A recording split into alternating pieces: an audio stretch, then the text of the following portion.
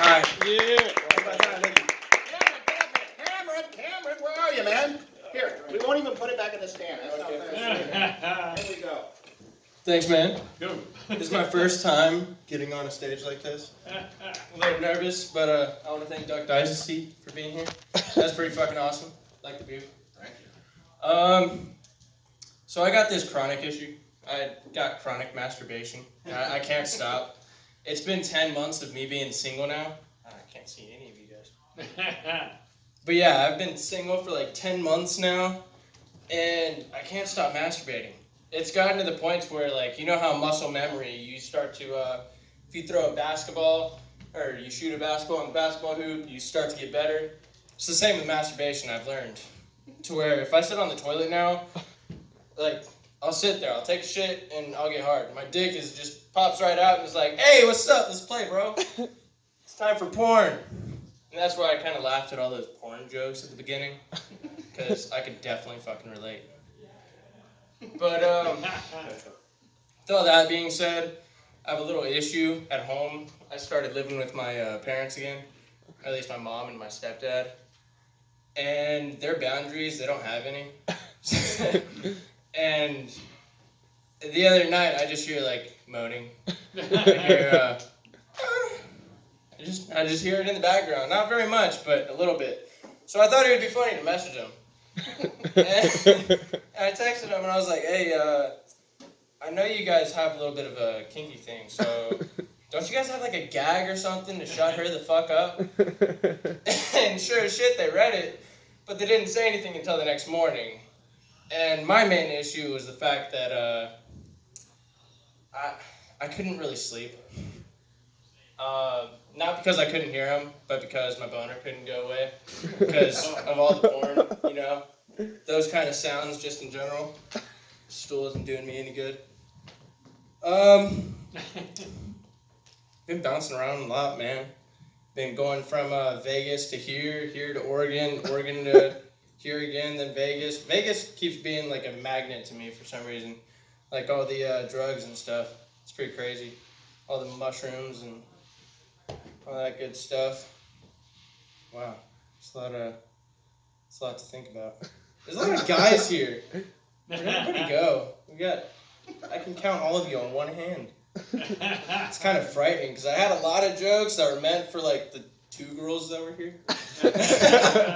And now it's all dudes, so we just got a mandingle party over here. It's pretty weird. We got a lot of dick jokes too going on. That's been a little frightening. Yeah. Okay, thank you, Camron. Sergio, get up there. Sergio, Patrick, you ready? Thank you so much. Hope you have a good night, sir. So my new favorite hobby is to be overtly racist to white people. I'm sure. And I love it because white people, as most of you know, are not only ignorant of other people's culture, but their own. So half the time, they don't even know what the fuck I'm even saying to them. And the people who do even know what I'm saying laugh because they've never have somebody been racist towards them. And luckily, the universe has a sense of humor and provided me a job where, for the first time, more than 70% of the employees are actually white. I'm usually working with a bunch of spics and spics. So I get to work, and for some reason, it innately comes out. I'm just like, "What's up, my Polacks?" Half the people didn't even look. Half the people laughed, and I was like, "All right, this is gonna be a great fucking job." So now my new thing is just to come in and try every word I can find on the internet. I call my boss Mick. I call him the WAP. I call him everything I can think of, and he only laughs and gives me more hours. So it's working out in my favor. I find your ass. That's a good boss, everybody. If your boss lets you call him something racist, he obviously has a traumatic past. As for me, I'm 20. I'm still living at home with my mom, which I used to feel like shit about, but then I realized that everybody my age is just a really good piece of shit and knows how to lie about it. Because if you notice little subtle things, they either still live at home or have high support from their parents. Like the other day, I finished paying my mom $400 just to keep living in my room. And then I go out to dinner with my friend who decides to order an appetizer, and he wants to split, and I'm like, I don't have fucking money for this. And he's like, how? Don't your parents help you out? Give you a little bit? He's like, my parents pay half my rent. What the fuck? Who are you living with? Is your mom fucking Melania Trump? Like, my mom doesn't even give me money for fucking water. I don't know. it just seems like it's two different cultures. But if there's anything that you guys should remember, it's to follow your dreams, unless you're a pedophile. Thank you. That's been my fucking night. Patrick, get up there! Yeah, Big Dynasty. Oh, sweet Lord. Look at this. Yeah. I watch a lot of porn. I also watch a lot of the Flintstones. Together? If there's one parallel that can be drawn, I think it's exploitation.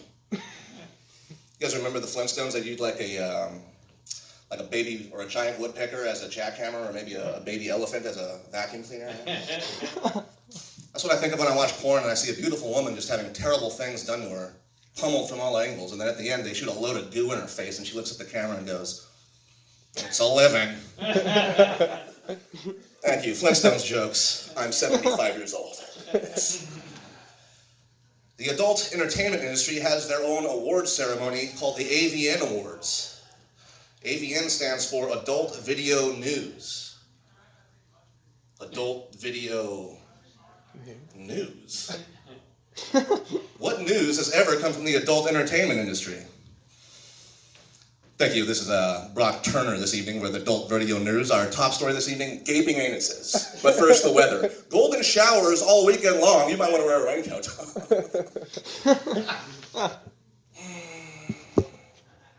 Porn. What else? I had a low self-esteem. I think it all started in high school when I got caught crying while masturbating. And ever since then, I've been known as the tearjerker.